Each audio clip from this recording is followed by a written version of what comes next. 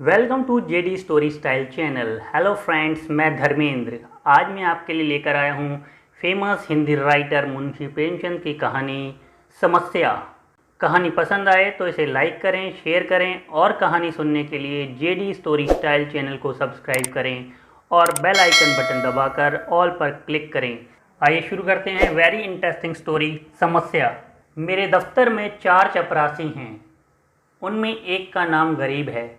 वह बहुत ही सीधा, बड़ा आज्ञाकारी, अपने काम में चौकस रहने वाला, घुड़कियाँ खाकर चुप रह जाने वाला, यथा नाम तथा गुण वाला मनुष्य है।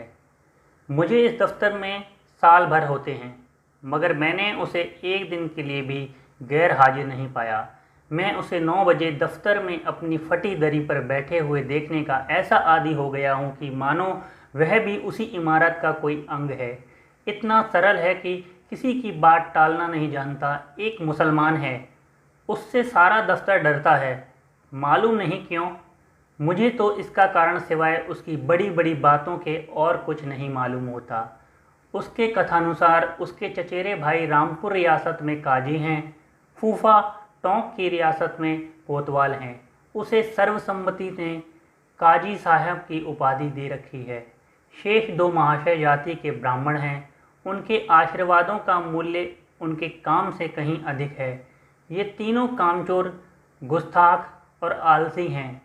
कोई छोटा सा काम करने को भी कहिए तो बिना नाक भौं सिकोड़े नहीं करते। क्लर्कों को तो कुछ समझते ही नहीं हैं, केवल बड़े बाबू से कुछ दबते हैं।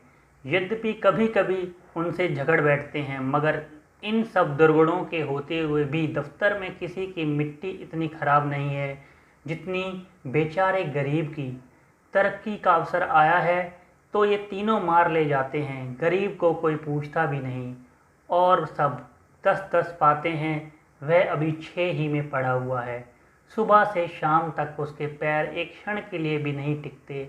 यहाँ तक कि तीनों चपरासी उस पर हुकूमत जताते हैं और ऊपर की आमदनी में से तो उस बेचारे को कोई भाग ही नहीं। इस पर भी दफ्तर के सब कर्मचारी, दफ्तरी से लेकर बाबू तक, सब उससे चिढ़ते हैं। उसकी कितनी ही बार शिकायतें हो चुकी हैं, कितनी ही बार जुर्माना हो चुका है और डांट डपट तो नित्य ही हुआ करती है। इसका रहस्य कुछ मेरी समझ में ना आता था। हाँ, मुझे उस पर दया अवश्य आती थी और अपने व्यवहार में मैं यह दिखाना चाहता था कि मेरी दृष्टि में उसका आदर चपरासियों से कम नहीं। यहाँ तक कि कई बार मैं उसके पीछे अन्य कर्मचारियों से लड़ भी चुका हूँ। एक दिन बड़े बाबू ने गरीब से अपनी मेज़ साफ़ करने को कहा। वह तुरंत मेज़ साफ़ करने लगा। देवयोग से झाड़न का झटका लगा तो दवात उलट गई और रोशनाई मेज पर फैल गई। बड़े बाबू यह देखते ही जामे से बाहर हो गए।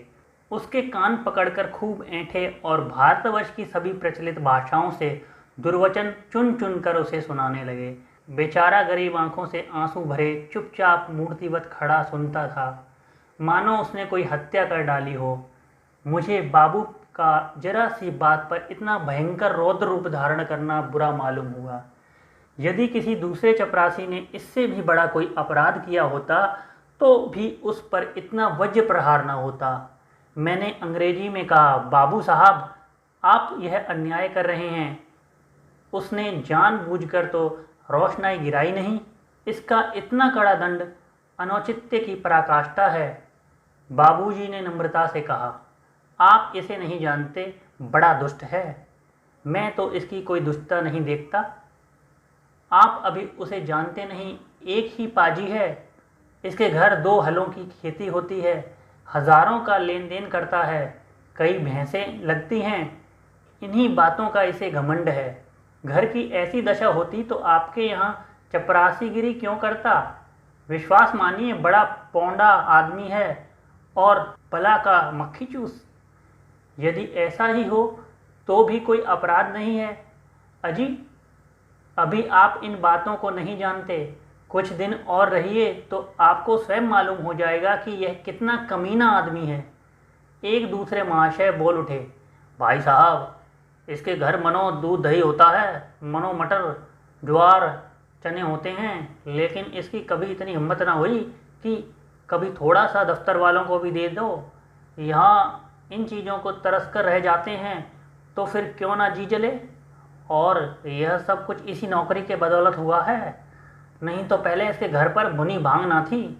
बड़े बाबू कुछ सकुचाकर बोले, यह कोई बात नहीं, उसकी चीज़ है, किसी को दे या ना दे, लेकिन यह बिल्कुल पशु है। मैं कुछ मर्म समझ गया।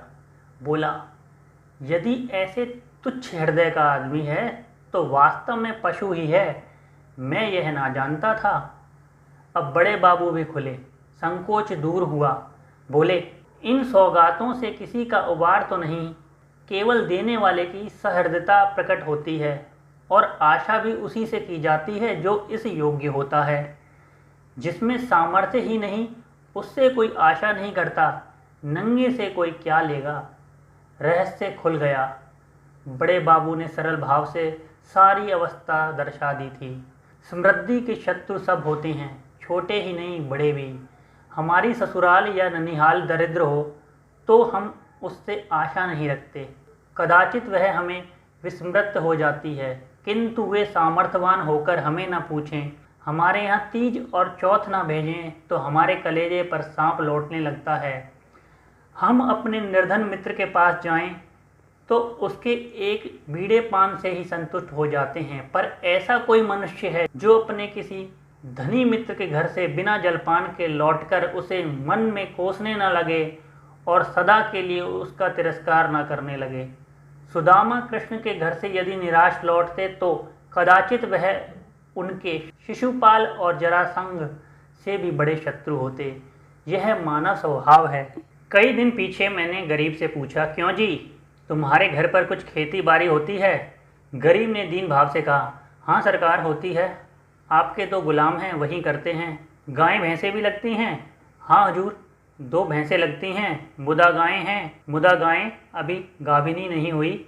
हुजूर, लोगों की ही दया धर्म से पेट की रोटियां चलती हैं। दफ्तर के बाबू लोगों की भी कुछ खातिर करते हो? गरीब ने अत्यंत दीनता से कहा, हुजूर, मैं सरकार लोगों की क्या खातिर कर सकता हूँ। खेती में जौ, चना, मक्का, ज्वार के सिवा और क्या होता है। आप लोग राजा हैं, यह मोटी छोटी चीज़ें किस मुंह से आपकी भेंट करूं। जी डरता है कहीं कोई डांट ना बैठे कि इस टके के आदमी की इतनी मजाल। इसी के मारे बाबूजी हियाव नहीं पड़ता, नहीं तो दूध दही की कौन बिसात थी।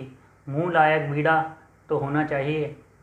भला एक दिन कुछ लाके दो तो देखो लोग क्या कहते हैं। शहर में यह चीज़ें कहाँ मैसर होती हैं। इन लोगों का जी कभी कभी मोटी छोटी चीज़ों पर चला जाता है। जो सरकार कोई कुछ कहे तो कहीं कोई साहब से शिकायत कर दे तो मैं कहीं का ना रहूं। इसका जिम्मा मेरा है।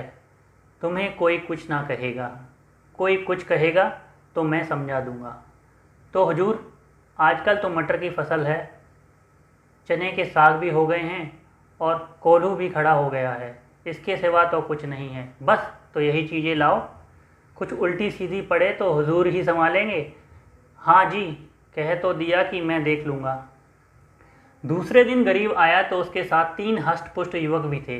2 के सिर पर टोकरियाँ थीं, उनमें मटर की फनियाँ भरी हुई थी। एक के सिर पर मटका था, उसमें ऊख का रस था। तीनों ऊख का एक एक गट्ठर कांख में दबाए हुए थे। गरीब आकर चुपके से बरामदे के सामने पेड़ के नीचे खड़ा हो गया। दफ्तर में आने का उसे साहस नहीं होता था, मानो कोई अपराधी वृक्ष के नीचे खड़ा था कि इतने में दफ्तर के चपरासियों और अन्य कर्मचारियों ने उसे घेर लिया। कोई ऊख लेकर चूसने लगा, कई आदमी टाकरे पर टूट पड़े, लूट मच गई। इतने में बड़े बाबू दफ्तर में आ पहुँचे। ये कौतुकब देखा तो उच्च स्वर से बोले, यह क्या भीड़ लगा रखी है, अपना अपना काम देखो। मैंने जाकर उनके कान में कहा, गरीब अपने घर से यह सौगात लाया है, कुछ आप ले लीजिए, कुछ इन लोगों को बांट दीजिए। बड़े बाबू ने कृत्रिम क्रोध धारण करके कहा, क्यों गरीब, तुम ये चीज़ें यहाँ क्यों लाए? अभी ले जाओ, नहीं तो मैं साहब से रपट कर दूंगा। कोई हम लोगों को मल्लूका समझ लिया है। गरीब का रंग उड़ गया, थर थर काँपने लगा, मुंह से एक शब्द भी ना निकला। मेरी ओर अपराधी नेत्रों से ताकने लगा।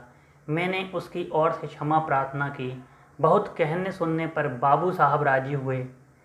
सब चीज़ों में से आधी आधी अपने घर भिजवाई, आधी में अन्य लोगों के हिस्से लगाए गए। इस प्रकार यह अभिनय समाप्त हुआ। अब दफ्तर में गरीब का नाम होने लगा। उसे नित्य घुड़कियां ना मिलती, दिन भर दौड़ना ना पड़ता, कर्मचारियों के व्यंग और अपने सहयोगियों के कटु वाक्य ना सुनने पड़ते, चपरासी लोग स्वयं उसका काम कर देते। उसके नाम में भी थोड़ा परिवर्तन हुआ, वह गरीब से गरीबदास बन गया।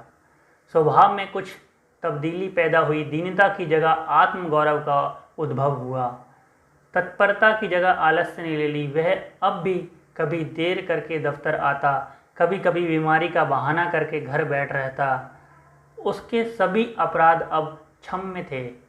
उसे अपनी प्रतिष्ठा का गुर हाथ लग गया था। वह अब 10वें 5वें दिन दूध दही लाकर बड़े बाबू की भेंट किया करता। देवता को संतुष्ट करना सीख गया।